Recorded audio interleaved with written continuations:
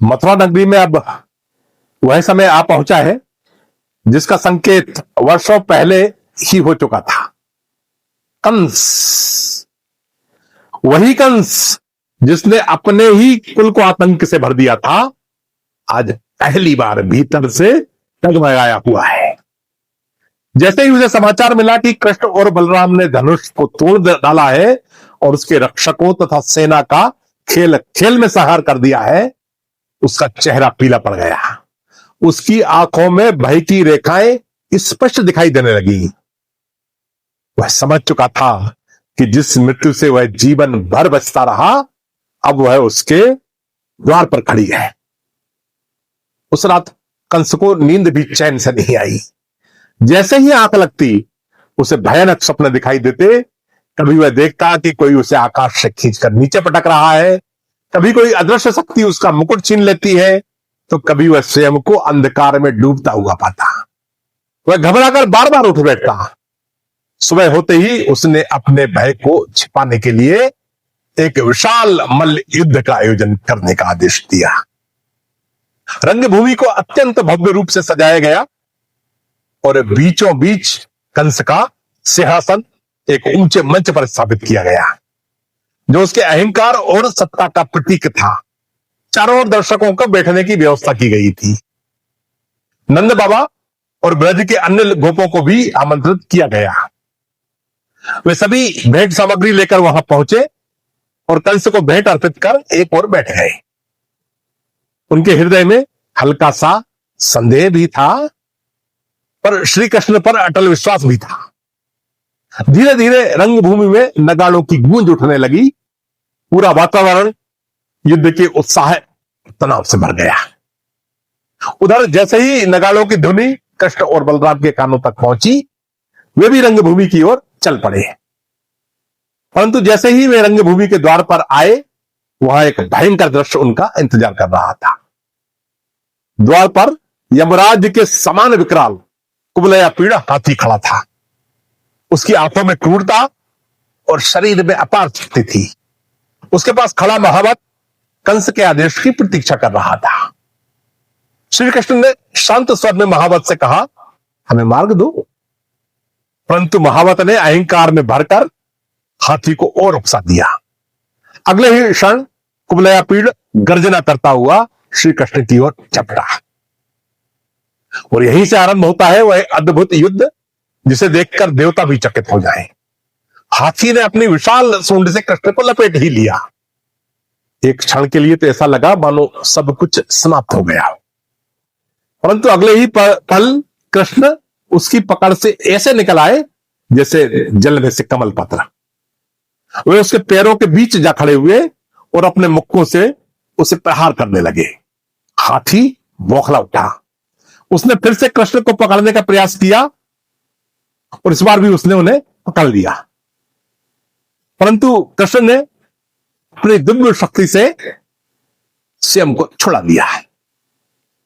अब दृश्य और भी अद्भुत हो उठा।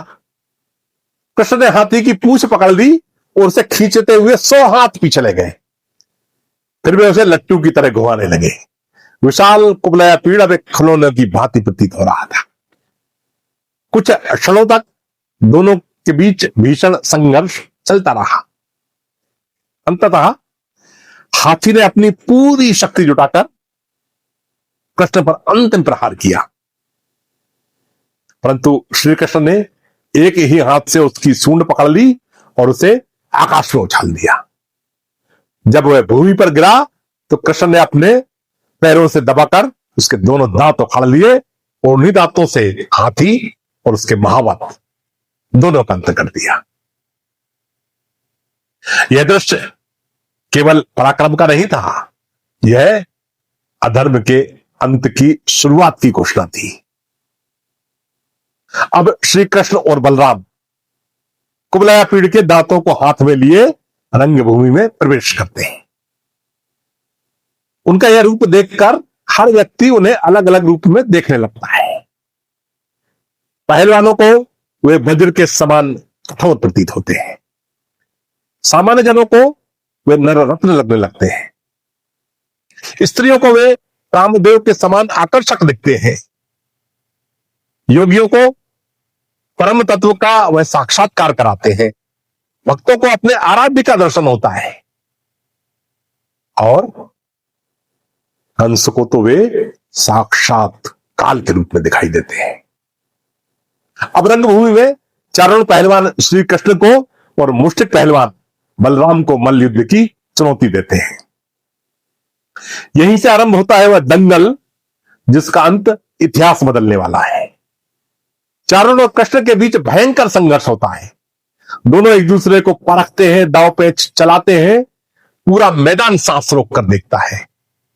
अचानक श्री कृष्ण चारण की दोनों भुजाएं पकड़ लेते हैं और उसे आकाश में घुमाते हुए जोर से धरती पर पटक देते हैं। चारणों का अंत हो जाता है। उधर बलराम जी मुष्टिक को एक ऐसा प्रहार करते हैं कि वह खून उगलता हुआ भूमि पर गिर पड़ा। इसके बाद कूट, शाल और तोसल जैसे अन्य पहलवान भी देखते ही देखते मारे गए। पूरी रंगभूमि जय श्री कृष्ण जय बलराम के नारों से गूंज उठी, परंतु कंस वह इस दृश्य को सहन नहीं कर सका। उसने क्रोध में आकर तुरंत आदेश दिया कि बाजे बजाना बंद करो, इन दुष्ट बालकों को अभी मार डालो, नंद को कैद कर लो और गोपों से सारा धन छीन लो। और उग्रसेन, वह मेरे पिता होकर भी मेरे शत्रुओं से मिला है, उसे भी मृत्युदंड दो। कंस अभी यह सब कह ही रहा था। ध्यान दीजिए, यही वह क्षण है जहां कथा अपने चरम पर छुएगी। श्री कृष्ण एक ही छलांग में मंच पर जा पहुंचे। कंस ने तलवार और ढाल उठाकर स्वयं को बचाने का प्रयास किया, परंतु कृष्ण ने उसे वैसे ही पकड़ लिया जैसे कोई गरुड़ सर्प को पकड़ ले। कंस का मुकुट नीचे गिर पड़ा।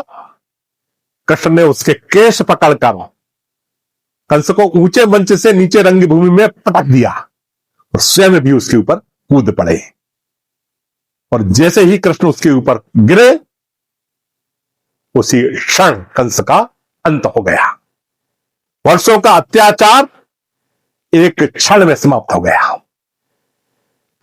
परंतु यहां एक गूढ़ सत्य भी छिपा है कि कंस अपने भय और द्वेष के कारण निरंतर कृष्ण का ही चिंतन करता रहता था और उसी चिरंतन स्मरण के कारण मृत्यु के बाद उसे सारूप्य मुक्ति प्राप्त हुई।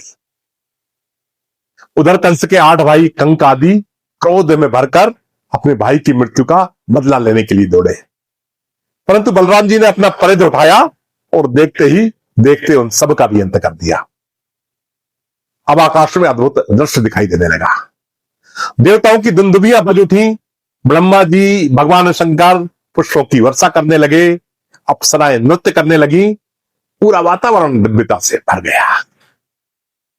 परंतु दूसरी ओर कंस और उसके भाइयों की पत्नियां विलाप कर रही थी। उनका क्रंदन हृदय को विदीर्ण कर देने वाला था। तब श्री कृष्ण उनके पास गए। उन्होंने उन्हें धैर्य दिया, सांत्वना दी और लोक मर्यादा का पालन करते हुए कंस और उसके भाइयों के अंतिम संस्कार की व्यवस्था भी कराई। यह केवल एक युद्ध का अंत नहीं था, यह धर्म की पुनः स्थापना थी। तो क्या कंस की सारी योजनाएं विफल हो गई? क्या अधर्म का पूरी तरह से अंत यही हो गया या अभी और घटनाएं शेष है? यह सब जानने के लिए हमसे जुड़े रहिए। यह थी श्री कृष्ण कथा की 16वीं कड़ी, जिसे आप सुन रहे थे प्रदीप शर्मा के साथ। यदि आपको यह कथा पसंद आई हो तो वीडियो को लाइक करें, अपने मित्रों और परिवार के साथ साझा करें और चैनल को यदि अब तक सब्सक्राइब ना करा हो तो आप आज अवश्य कर लें।